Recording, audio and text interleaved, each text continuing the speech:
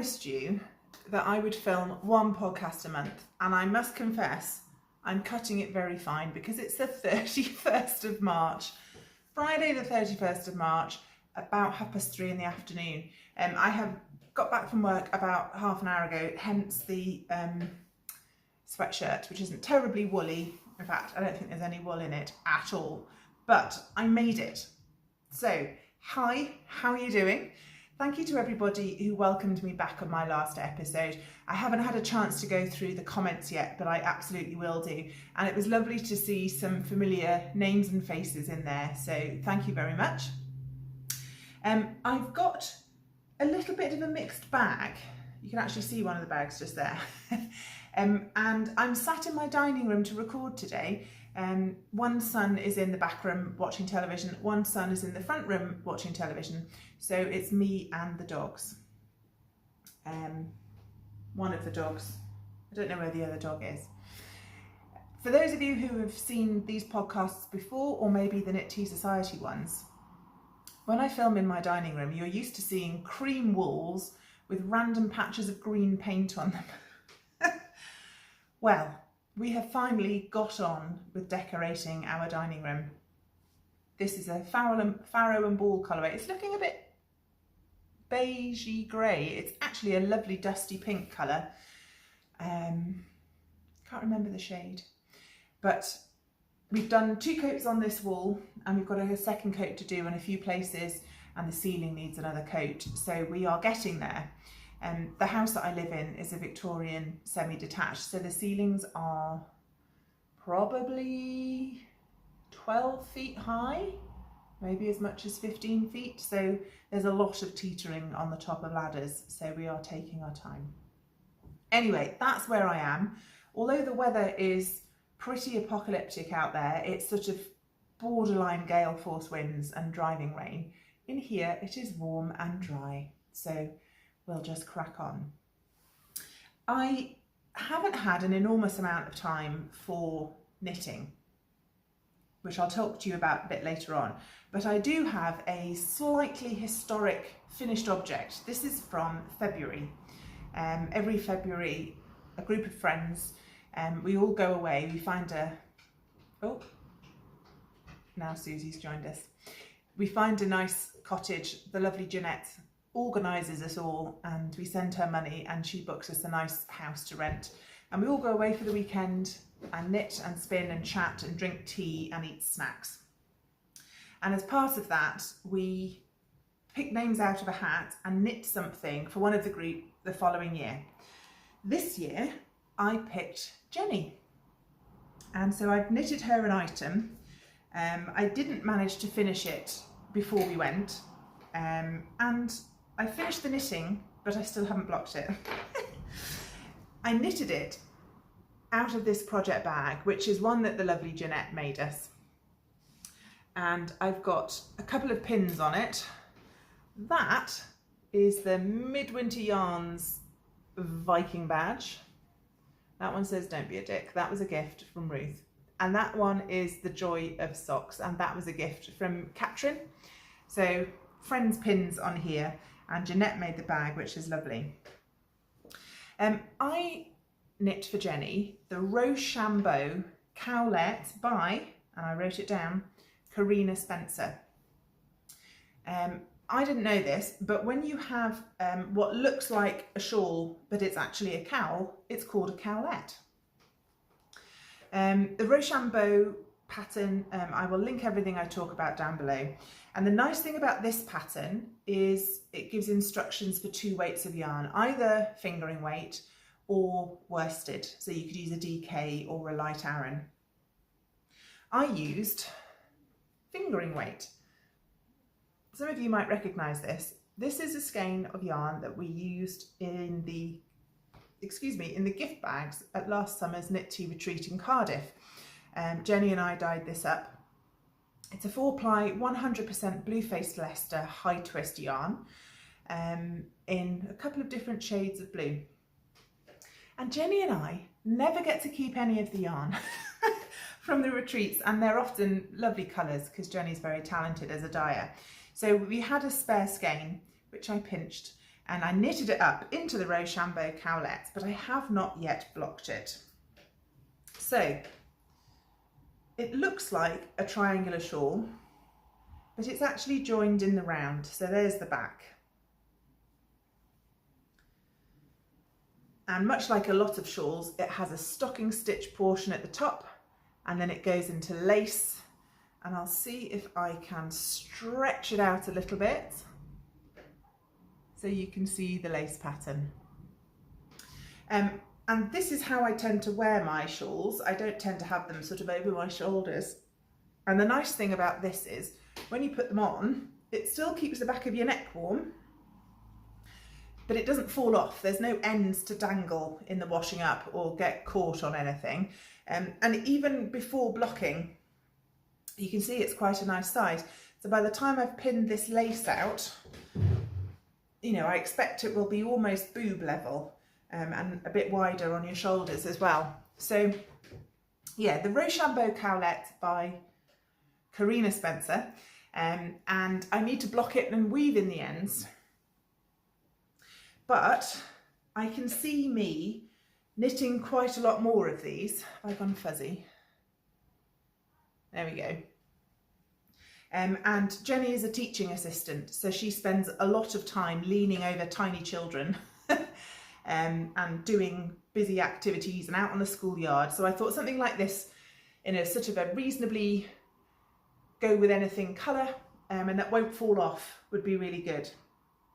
I will try and get that blocked before I record the April podcast, so you can see the actual finished object. This colourway isn't available to buy. It, as I said, it was the exclusive October retreat colourway. Was it the October colourway? I can't remember. It doesn't matter because you can't buy it anyway. But that was a really good fun knit. I knit it on my Chow Goose on a 3.5mm needles. I like Chow Goose needles. They've got quite a sturdy wire inside the cable, so when you're knitting in the round, it keeps the shape quite nicely, and it just helps support the work as you go, and I find that a little bit easier on my hands. So yeah, I bought myself a second set of interchangeables, and so now I've got these Chow Goose ones, and I've also got a set of higher steels. I have been plugging away on the socks I showed you last week. I'm onto the second sock, but the second sock looks almost exactly like the first sock, which is kind of the plan, but you don't need to see that again. On to spinning. I have done some spinning of this beautiful mystery fibre. This is from Fellview Fibres. And it's a mystery fibre, but I'm pretty certain there's silk in it because look at that shine. This was a gift as part of my friend's advent. Ruth gave me, I think it was about 70 grams of fibre, perhaps just a smidge under. And I didn't have particular plans for it. I just spun it up on my Shacked Matchless and I let it become the thinness it wanted, and it ended up spinning really quite fine. I 3-plied it. No, I didn't. I chain plied it. Also, again, it hasn't hit water yet, but I'm fairly confident I'll get a 4-ply.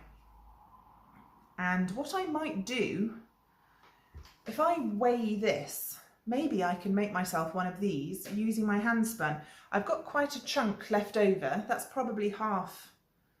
That was 100 gram skein, and I've probably got half left, so maybe I can knit myself one of those, and if it has got silk in it, it will be really nice and warm. So yes, very much enjoyed that. It's the first fibre I've ever had from Fellview Fibres. She's quite well known for her rolags in particular, and should I ever need to buy fibre again, I'll probably go and have a look at her shop. The other spin that I finished ties into this corner of the blue IKEA bag that you can see next to me. There's a really good group on Ravelry. I think it's called UK Marketplace. I can't remember. If I remember, I'll put it on the screen or mention it in the show notes. And I just enjoy seeing what's available to buy. And every now and then you have an accident. And the long and short of it is, there was a lady who lives up the valleys in Wales who was de-stashing an enormous amount of fibre. So it was one sort of group shot of a big pile of fibre. She sort of mentioned a couple of brand names, but I couldn't see much detail. And it was basically 2 blue IKEA bagfuls of gorgeous fibre for £125, which is a criminally good deal. So I messaged this lady and we arranged a rendezvous in the Sainsbury's car park in Pontypridd, which was sort of 45 minutes-ish for both of us. And that is what this is. I'll show you some in a minute. And I laid it all out on the table. I'll put a picture up here of the full thing. There are quite a few bats in there, and Jocelyn, my daughter, picked me out one to spin, and this is it. Let me make sure that focuses. There we go. So this was roughly 100 grams of a bat, and that's pretty accurate for the colour. So it's mostly a sort of a charcoal grey, but it had stripes of chestnut, red and green in it. And again, I just spun it as it wanted to be. Still not washed, so that needs to go in the bath along with the other finished spin in the Rochambeau cowlet. And I spun this up and I'm very pleased with it. I have only spun from bats. I've done one large bat previously and then just small bats from the advent calendar, the fibre advent calendar I bought from Angela. So I'm really pleased with how this came out. I did have to pre-draft it quite a lot. I have arthritis, so spinning can be hard on my hands. I have to choose my moments, and if I pre-draft it, it makes a big difference to my comfort levels. And I might have a plan. I didn't have a plan when I started spinning this, but I think I've got one now. And if I get round to casting it on, maybe I will show you next time. But I'm thrilled with that. And I'll show you the bag. This is one of those enormous IKEA bags. Oh, to be fair, that one wasn't from my car park rendezvous, and neither was that. But all of the rest absolutely are. I mean, it was, like I say, it was such a bargain. So there are quite a few bats in here from the same fibre artist who I hadn't heard of. She's based up in the Lake District, Peak District. It's a lady called Jo McIntosh Park, who is Woolly Cottage. Again, I will link to you down below. And quite a lot of the bats are sort of over 100 grams. If I fold them down, beautiful mix of colours. There's some sparkle in this one, and they're a really fun eclectic mix of fibres. So this is Kent Romney, Perrendale and Wensleydale with Shetland Blues, Merino, Stellina, Woolnet, Black Baby Alpaca, some Mulberry Silk and some locks, Teeswater locks. So several like this. Some brands that you will have heard of. What can I show you?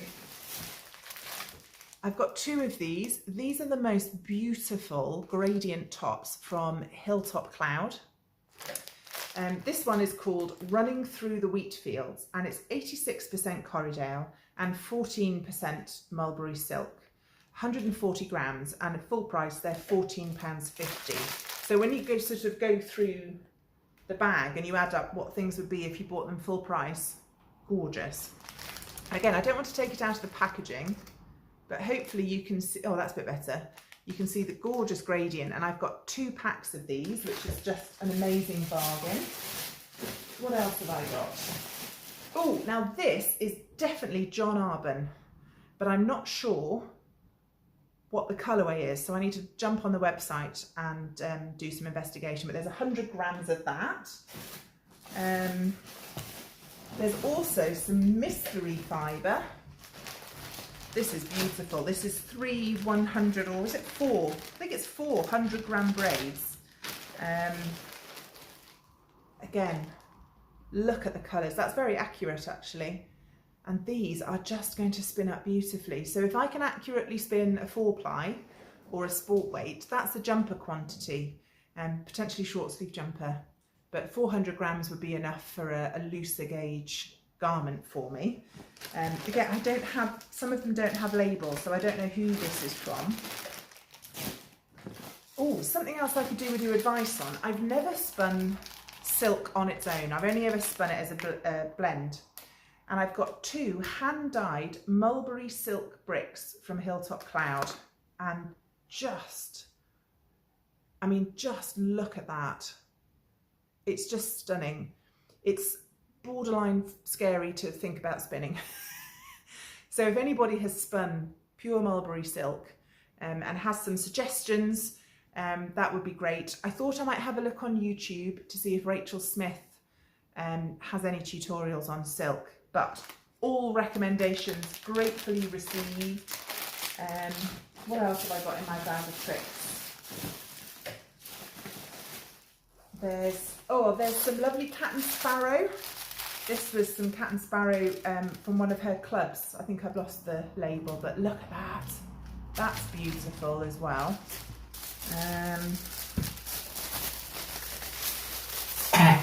Ooh, sorry, that was Susie.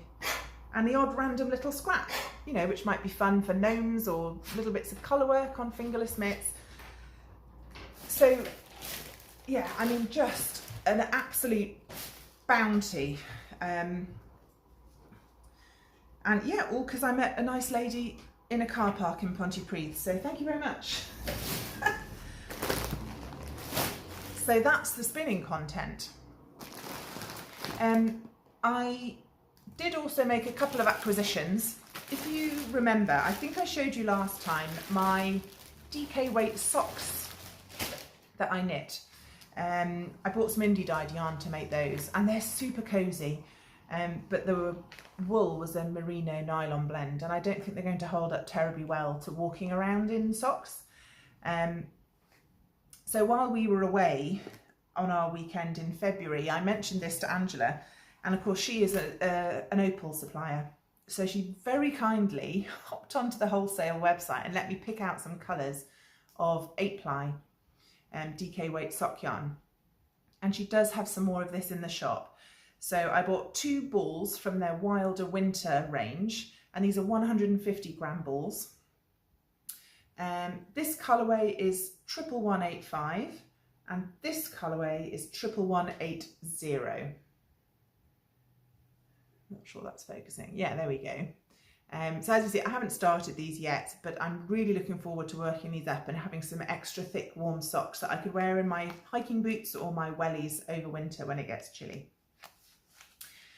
So yes, small amount of sock yarn, unbelievable amount of spinning fibre. So that was, that's why I said earlier, if I ever need to buy fibre again, I'd have a look at Fellview Fibres, but I honestly, this will last me actual years. So maybe I'll just keep my hands to myself. On to books. I've been really enjoying getting back into reading. I'm on Goodreads as BFG, and I follow a few other knitters on there, and there's a couple of people that if they like a book, I know I'll like it too. And then Emma from Elderma Craft, if you're watching, you're one of those people. Pretty much everything you read, I add to my list. So I thought I'd take you through a couple of things that I finished recently. 2 I absolutely loved, and 1 was fine. 1 was fine. Ken Follett's Never. Ken Follett is mostly known for his Kingsbridge series, which is a sprawling epic set over hundreds of years around the building of a cathedral in the Middle Ages and the families involved in that process. I loved those books. This is very different. This is a modern day thriller, a US China nail biter, and it was fine. It was fine, but I didn't love it, which I usually do with Ken Follett books. So yes, I enjoyed it. No, I won't read it again. So I think this one's on the way to the charity shop. Susan, I'm recording.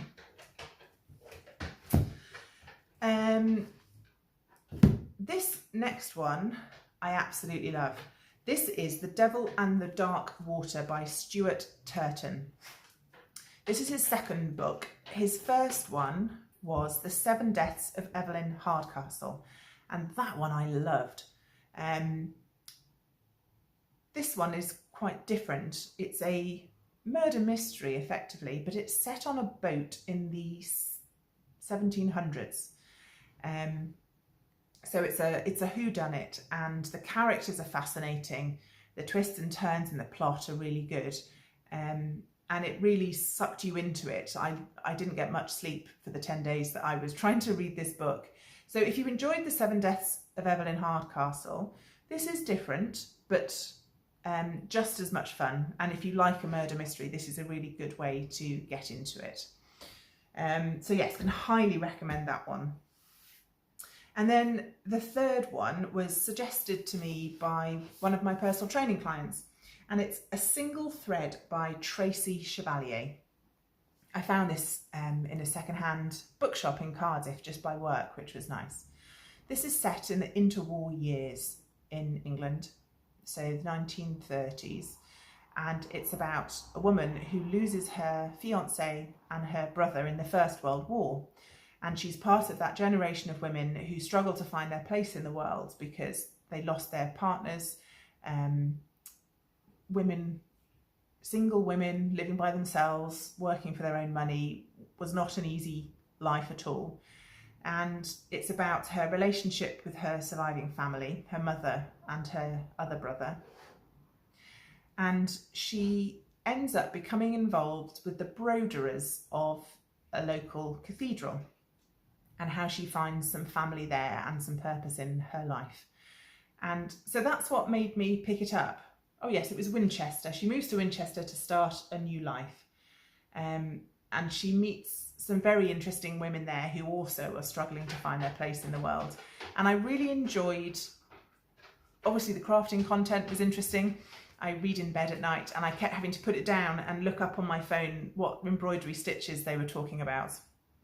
I love the descriptions, and it was an interesting, I know it's fiction, but it was interesting to read about the struggles of women in that time in history.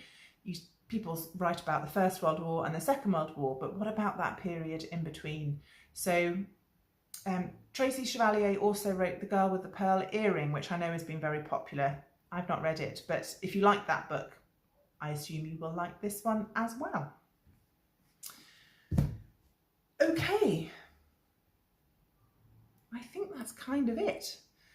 I feel like I've rattled through that quite a bit, but I'm trying to keep these podcasts a little bit shorter, so hopefully that will satisfy you all. It might take me a little while to write up the show notes for this one. I've got quite a busy weekend ahead of me, so I will edit and upload this as it is, and then I will add the show notes at some point next week. So if you need to know some more information and it's not there yet, just come back in a few days and I will have got round to that. Right, I will leave you with a little bit of dog beach footage. I think the weather was nice on the day I recorded it, so a bit of sunny weather for you all. I hope you're doing well. I hope you have some time for crafting, and I will see you again in April. It's Wonderwool. We're selling at Wonderwool again up in Builth Wells.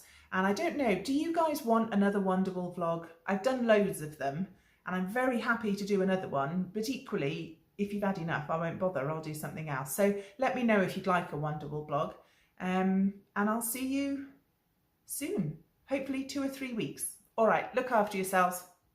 Bye.